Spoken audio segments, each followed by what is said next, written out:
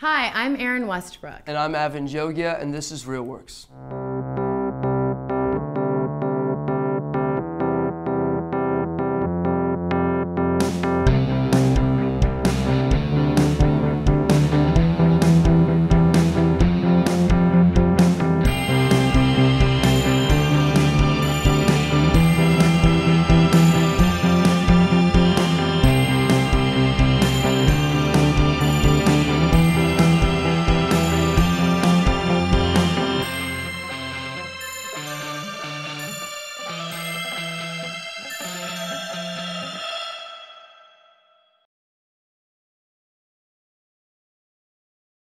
RealWorks partnered with 1000 Visage, a Paris-based nonprofit that provides free filmmaking programs for youth from various backgrounds.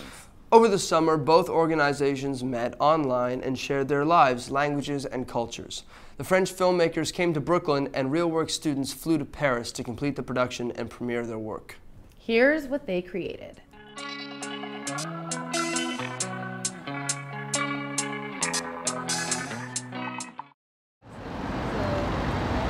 Hey, ça va? On n'est pas dans la même classe? I don't speak French. Oh, sorry. Can I sit? Yeah, Thank you.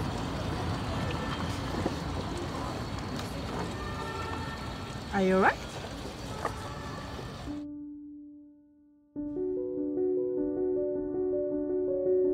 it just feels like every time the world is becoming a more tolerable place, something has to go wrong.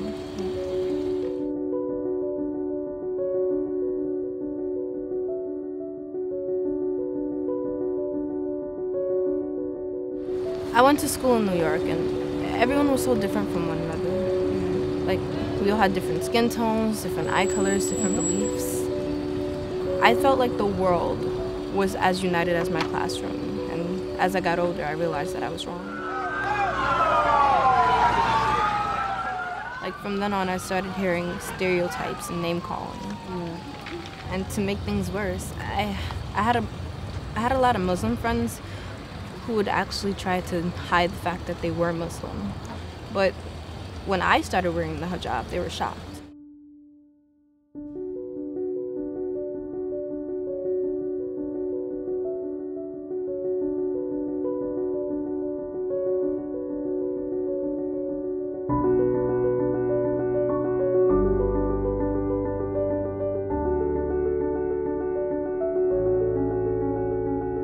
I remember feeling so isolated from the world just because of the clothes that I wore. I wanted to go to Paris because I just felt like it was a whole different world to me.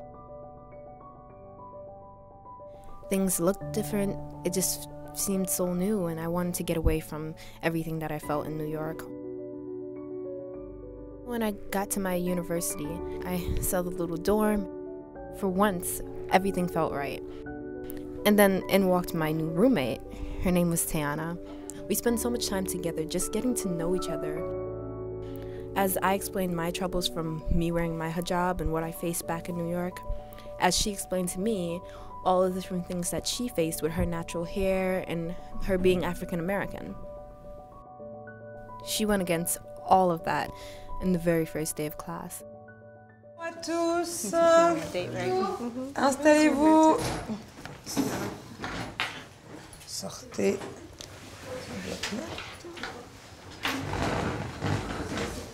Vous avez passé de bonnes vacances? Ouais. Tout le monde parle français? Ouais. Non. Non? Non. Mademoiselle. Yes, Where are you from? I'm from New York. New York? Cool. Before we start, can you please take off your hijab? Wait, what? My hijab? Yeah, I'm sorry. You can't keep it on in class. I'm sorry, I can't take it off. Oh well, then you're gonna have to leave. DALIA, just do what she says. Don't be difficult.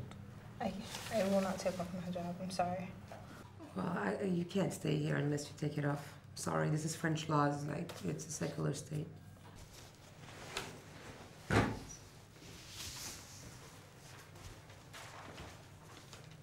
Mais madame, pourquoi? C'est la France. C'est pas moi qui fais les lois, ça me fait pas plaisir, mais c'est comme ça.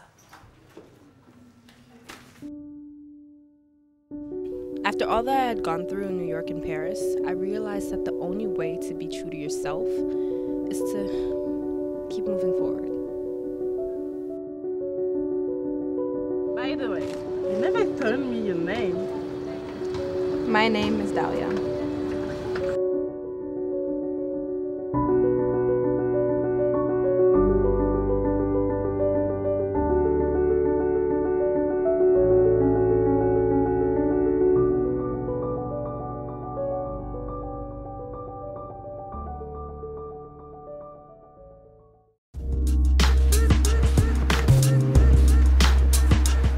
I got the opportunity to go travel to Paris and work with other filmmakers from a foreign country. It was my first time getting on a plane and going to another country. It was really nice. I learned a lot from the Parisian students and it was just really fun. Like, I felt really lucky and blessed to be a part of that opportunity. The wine I'll take, but I'll only take it with her. If I probably never applied for the international project, I probably wouldn't ever got the chance to travel. Me just having that chance to get on a plane and go to a new country and see how beautiful it is and see another part of the world, I just really feel blessed. And I think Real works for that. Rolling.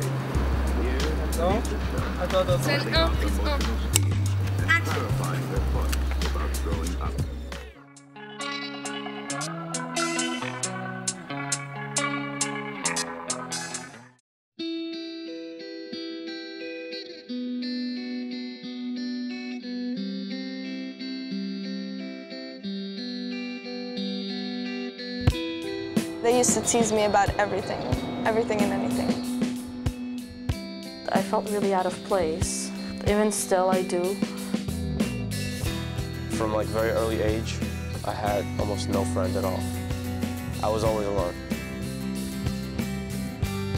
They put you in this group, they don't want to know who you are because they think they already know you, so.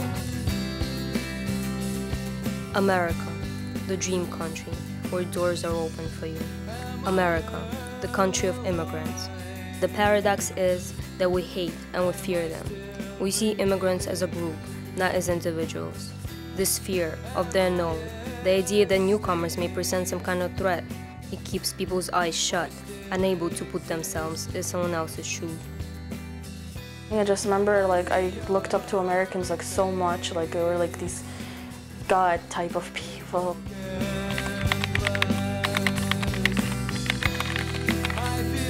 If you're an American, like you're immediately like rich or something.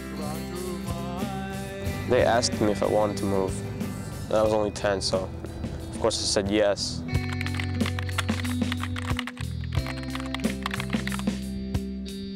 Because, you know, Ukrainian media is like full of crap about America. They have the USA channel. Everybody kept telling me, you know, oh, your aunt is in America, and America is such a great place. It's like a dream country and stuff. I came here at 13, and at 13, you're pretty much like becoming an adult and stuff. And you start realizing that there's no such thing as like a dream country, you know? So. I went to school after moving to my first apartment, and it was like very scary because I didn't speak any English.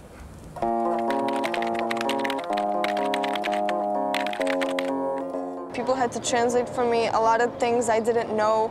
I didn't know what some words meant, some expressions. I had no idea. At first, I didn't understand some things, and I would be like asking my friends like to help me out, and I'd be like, "You're just using like an excuse that you came here and you don't really speak English, like just to like, you know, get out of work." I thought I'd come here and I'd automatically find friends and I'll fit in, and people here are just like me, but they're not, they're different, and they can be pretty mean. There is discrimination even to the littlest kid, you know, stupid immigrant, you know. I just moved here. I didn't know anything about this culture, so I couldn't exactly fit in because I didn't know.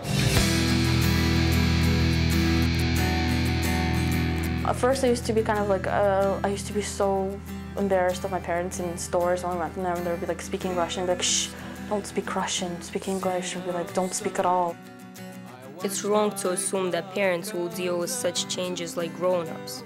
All the responsibilities on them. They face different, but much more complicated pressures. It's also tough for their children to watch them going from what they were to an absolute zero and start their lives over. It's probably very painful for them to move. They probably regret more things than I do because I had such a limited experience in Ukraine, and they had years. My father, it's hard for him, you know, like 45-year-old man who doesn't really know English language that good. But you know, he's trying really hard. He's looking for a job any place he can. It doesn't matter what it is. For all he cares, he'd be a garbage man as long as he can support his family. It took a lot to get a job. It was really hard. First, he was made fun of on his job because he wasn't speaking that well and he has an accent and everything. So, you know, his co-workers were making fun of him. But then he gained their respect because he was like a professional and he knew what he was doing. He was good at his job.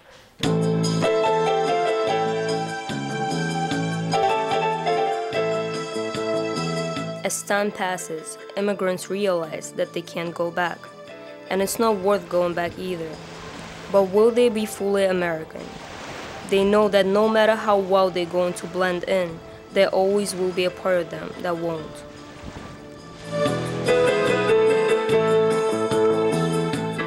I don't think I'd have much there. I think I'd have friends, which is very important, but I have friends here. I have a lot of regrets, but I don't mind. I guess I would go back there for like, not forever. I don't remember anything back then. Things would change so much since then till now over there. I don't even know how things are over there at all. Well, first of all, my future is here because a lot more doors are open for me here in this country. It's just nice here. I would never want to leave Brooklyn. America simply had more to offer. It was greed that got me here.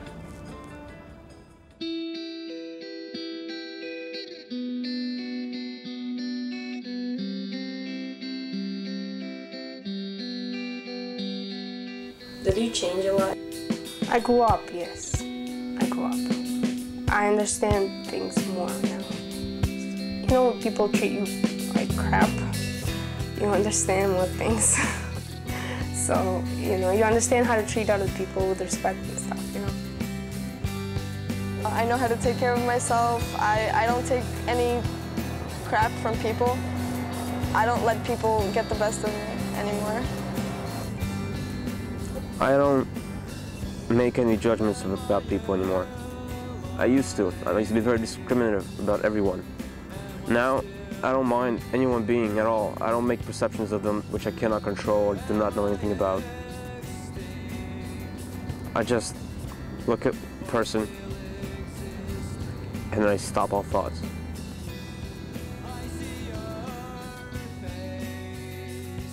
There are so many different people. Everyone reacts differently to the experience of moving. The younger you are, the easier it is, because you don't have to deal with this load of memories. You have nothing to compare it with. But if you do, the question rises. What do you have to give up to fit in? What do you have to keep? And sometimes you find yourself sort of stuck between yesterday and tomorrow. Please help me.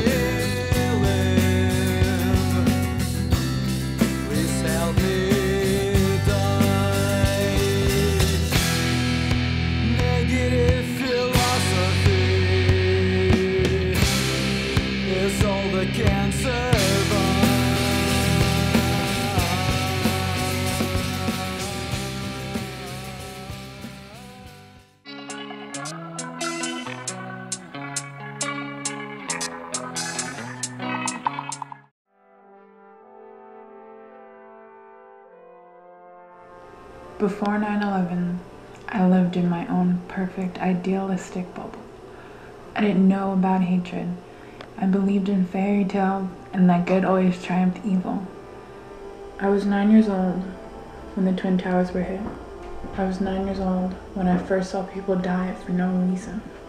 I was 9 years old when I first saw such hatred. I was 9 years old and my whole life had changed.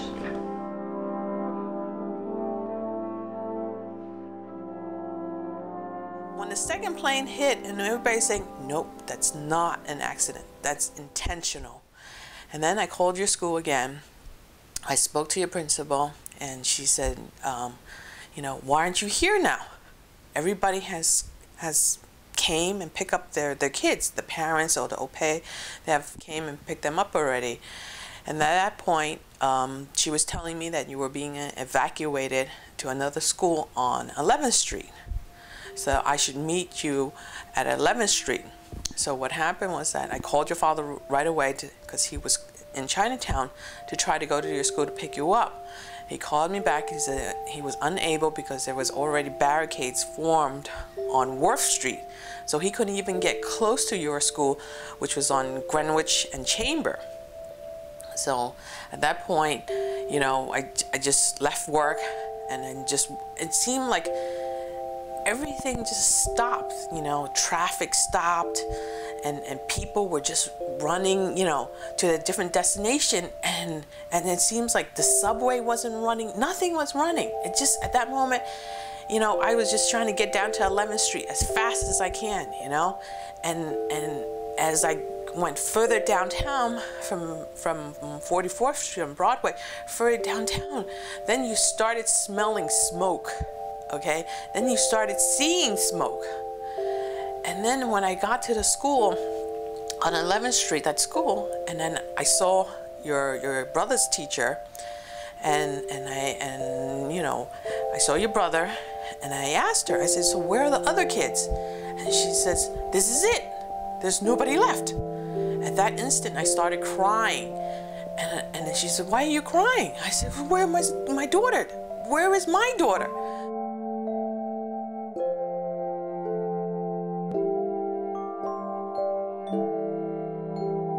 I was in 4th grade. I was 2 blocks away from the World Trade Center when the Twin Towers were attacked. All I remember was just me and my 4th grade teacher and how we were the only ones left in my class.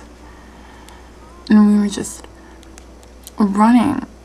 And while we were running, I couldn't breathe. You know, the air was just full of debris and this like thick smoke. I remember how we just ran. We ran for like a mile or so. And then I just saw all these people crying for help while we were running away.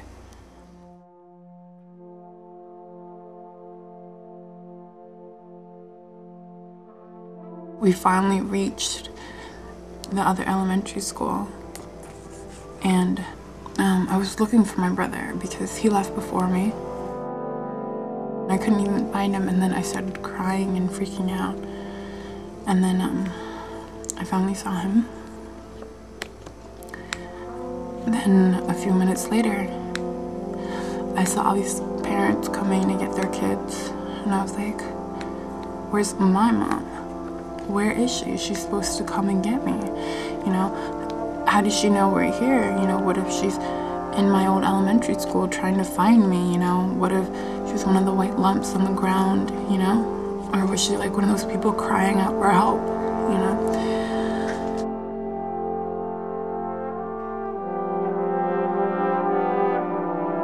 So, I was so scared. I was scared about my mom, you know, my dad. And I was just wondering where they were and praying that they were okay. At first I thought, it's like, oh my God, did I lose my daughter? So anyway, and then about 5 minutes later, we saw you coming into the school. And then your teacher, you were with your teacher, and I'm sorry that you were the only kid that wasn't picked up from your class, it seems like. You know, that you went through this, you know. But then we picked you up and we met up with your father. And then while we were going to your father's business, remember where we were walking and then we saw just people running and then someone started yelling, "Bomb, bomb!" And I just grabbed you guys and we just ran and just tried to get to your father's as soon as possible.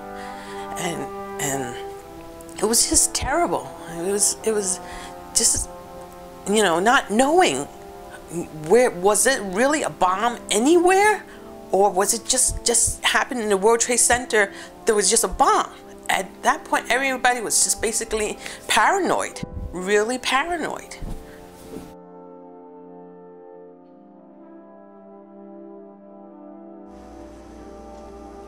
After 9/11, I had these horrible nightmares. I would see the Twin Towers collapsing. And I just would start to cry, like literally cry while I was sleeping. And then just knowing how many people died, it hurt. You know, I didn't know who they were, you know, and I never heard of their stories, you know. But I just cried because that was unfair.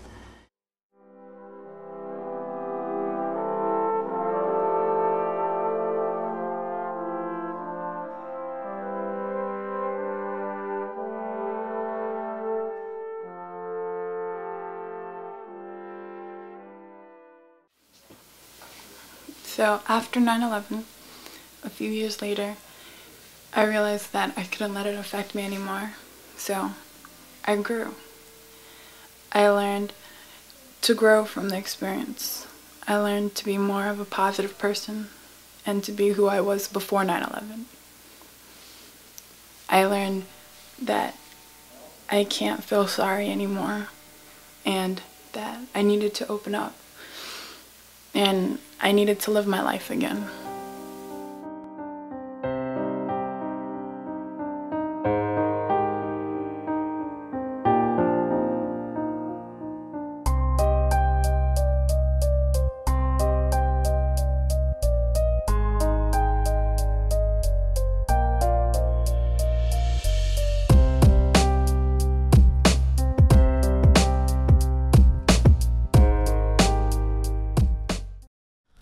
Hi, I'm Erinn Westbrook, and I'm sitting here with Justin Casquejo, who is a student at RealWorks.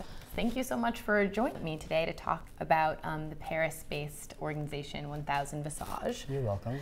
Will you tell me about that? And will you tell me about 1000 Visage and also the partnership they have with RealWorks here in Brooklyn? Back in the start of the summer, we paired up with Visage, as it's pronounced in France. They're a nonprofit just like RealWorks. They teach kids all about filmmaking.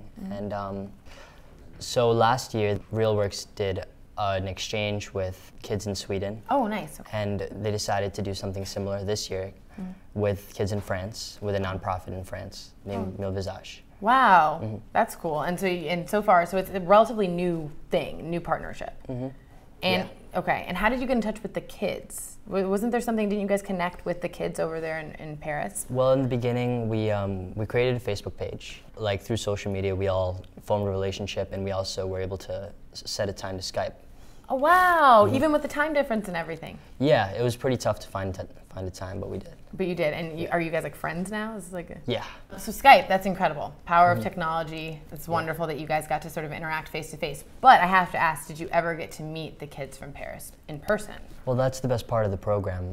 The RealWorks kids were able to go to Paris, and the kids from Paris, they were able to come to Brooklyn. Oh wow! It was an exchange program. That was great, I'm sure. Yeah. It was, awesome. It was an experience. You guys have to do it again. I'm sure that you will. Hopefully. Hopefully. Now, RealWorks Productions. I don't really know that much about that. So will you sort of tell me and explain to the viewer what that is and how you're involved? Well, RealWorks is a great organization. They provide so many opportunities for young kids, and RealWorks Productions is a part of that. Okay. They employ kids to be like production assistants to help with editing and shooting. And like they bring them onto sets, stuff like this. Okay, wow. Yeah. And so this has been a really important part of your life, clearly. Yeah, I started not too long ago, and so far I've been editing videos.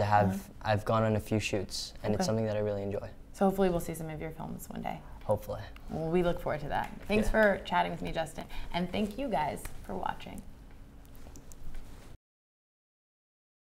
Thanks for joining us. Tune in next time for Real Works.